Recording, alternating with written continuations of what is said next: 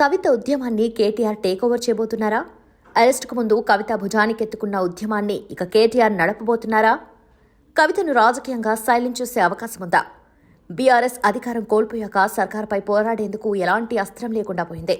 Party నేతలంతా ప్రభుత్వంపై విమర్శల వరకే ఆగిపోతే ఎమ్మెల్సీ కవిత మాత్రం పార్టీ తరఫున కాకుండా జాగృతి సంస్థ తరఫున బీసీ ఉద్యమాన్ని కవిత ఎత్తుకున్న సంగతి తెలిసిందే. దశల వారీగా ఉద్యమ కార్యక్రమాలు చేపడుతున్న సమయంలోనే లిక్కర్ స్కామ్ కేసులో కవిత అరెస్ట్ అయ్యారు.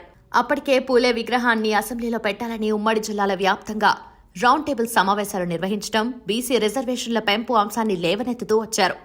కవిత అరెస్ట్ తర్వాత ఆ ఉద్యమం చేస్తున్న వారికి ఆర్థికంగా, రాజకీయంగా బీఆర్ఎస్ తరఫున ఎలాంటి మద్దతు లేకుండా పోయింది. కానీ తాజాగా కొందరు బీసీ నేతలు కేటీఆర్ను కలవటం, ఆయన వెంటనే బీసీల కోసం పోరాడటానికి సిద్ధమని ప్రకటించడం చకచకా జరిగిపోయాయి. కామారెడ్డిలో కాంగ్రెస్ ఇచ్చిన బీసీ డిక్లరేషన్ అమలు దిశగా కార్యాచరణ ప్రకటించారు.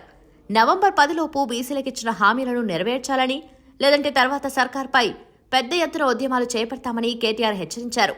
అంటే కవిత ఉద్యమాన్ని ఇక బీఆర్ఎస్ ముందుకు తీసుకువెళ్తుందని కేటీఆర్ పరోక్షంగా చెప్పేశారు. అయితే ఇక్కడ పలువురికి అనుమానాలు తలెత్తుతున్నాయి.